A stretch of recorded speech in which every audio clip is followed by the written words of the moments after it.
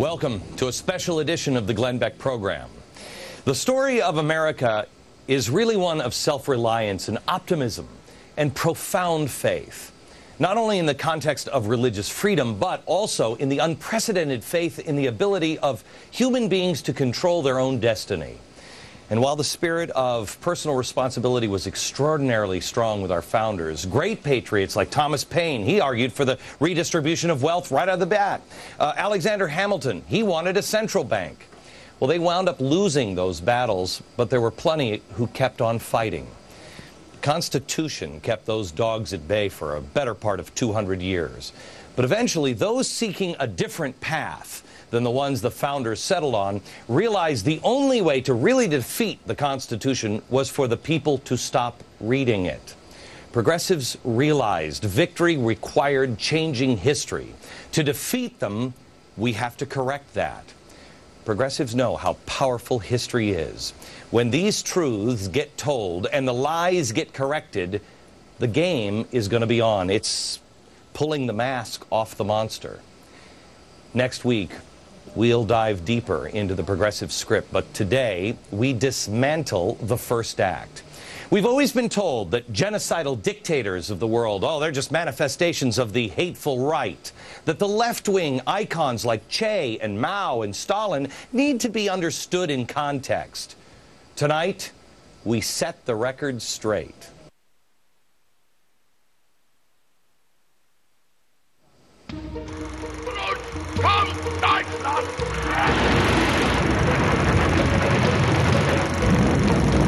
The mighty war machine built by the Soviets.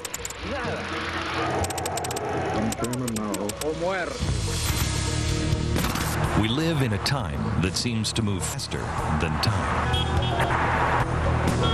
A place that seems to have no place for the truth. A reality that seems to have no connection to reality. So, to get our feet on solid ground in the future, we must first walk through the past with our eyes wide open. Government is not the solution to our problem. Government is the problem. That's modern conservatism in a nutshell. Yet, we're always told that Nazi Germany, who controlled every aspect of its citizens' lives, was somehow right-wing. Is that true? Or is it an attempt to distract from other much more inconvenient similarities? They say, Hitler was a right-winger because of X, Y, and Z. I say, well, what was Stalin's position on X, Y, and Z? The common assumption is that the Nazis were a right-wing phenomenon. They were a right-wing party, that Hitler was a man of the right and all the rest. And there are a lot of problems with this. His social agenda was for expanding universal access to health care. It was for expanding access to education. It was for cradle-to-grave welfare state. It was for attacking big business and high finance. People say, well, Hitler abolished labor unions. He was right-wing then. Well, how did labor unions do under Stalin? How are labor unions doing under Fidel Castro? Almost anything you can find on a checklist that allegedly proves Hitler was a right-winger, you can apply to almost any one of the major communist dictators of the 20th century, and the similarities are almost identical. Today, this idea may seem controversial, but as the Nazis were rising to power, it wasn't controversial. It was common knowledge. November 28, 1925, a tiny article printed in the New York Times describing the early internal struggle for the identity of the Nazis. A riot broke out after a Nazi speaker claimed that Lenin was the greatest man second only to Hitler, and the difference between communism and the Hitler faith was very slight. It wasn't just some nobody in the Nazi party who believed this. It was this man, Hitler's closest ally to the very end, and his hand-picked successor as Chancellor, Joseph Goebbels. Because it was so controversial, Goebbels, a master of propaganda, stopped talking about it in public.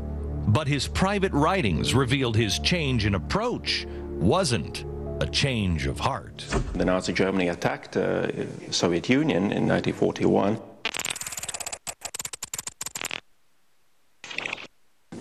just a week before that, he wrote in his diary that the goal of the Nazi Germany would be to destroy this Jewish Bolshevism in the Soviet Union, as they described it, and instead of that, build true socialism.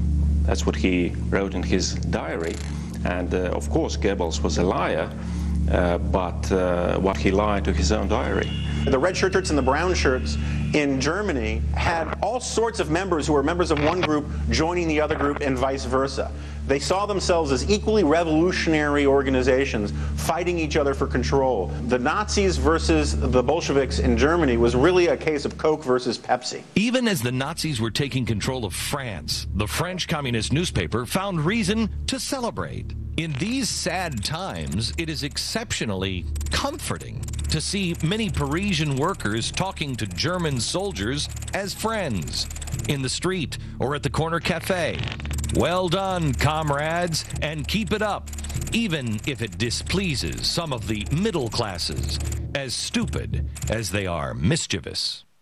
The communists in the Reichstag voted almost uniformly with the Nazis. They voted in lockstep, and the slogan for communists in the Reichstag was first brown, then red. The general understanding among the communists, among socialists back then, was that Nazism was a stepping stone towards the ultimate victory of socialism and communism. While Hitler certainly opposed communism outwardly, he did so mainly because he disagreed with its internationalism. He was a proud German, a German nationalist, a German jingoist, not a patriot, but a nationalist, and he rejected that element of Marxism.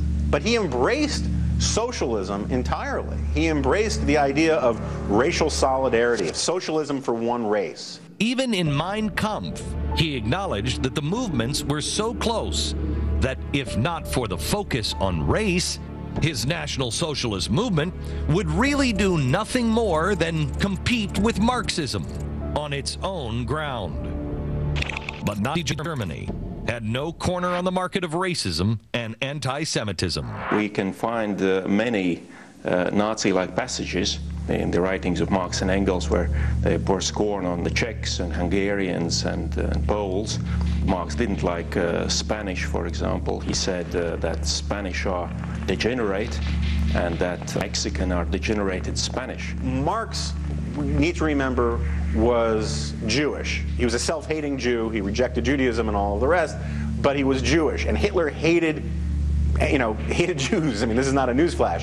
Hitler was a passionate anti-Semite, and he saw Marxism as corrupted with a deep-seated Jewish nature. The irony here is that so did Marx. Marx was a real anti-Semite. He wrote about the Jewish problem a generation before the Nazis started talking about the Jewish problem. He said how we had to purge the Jewish spirit from Western civilization, from global civilization. He had horrible racist things to say about Jews and of blacks. And Hitler very much inherited that Marxist analysis when it came to things like Jews and other races. Sometimes it's hard to tell Hitler and Marx apart. Who wrote that Germany's neighbors should accept the physical and intellectual power of the German nation to subdue, absorb, and assimilate its ancient Eastern neighbors? That's Karl Marx and Friedrich Engels, authors of the Communist Manifesto, almost a century before the Holocaust. Hitler's underlying admiration for Marxism was obvious. When I made the film, I was expecting actually that there will be similarities between Nazism and Soviet communism, but I was actually amazed to discover how similar were those posters, and the posters were so similar that as if one artist had drawn them.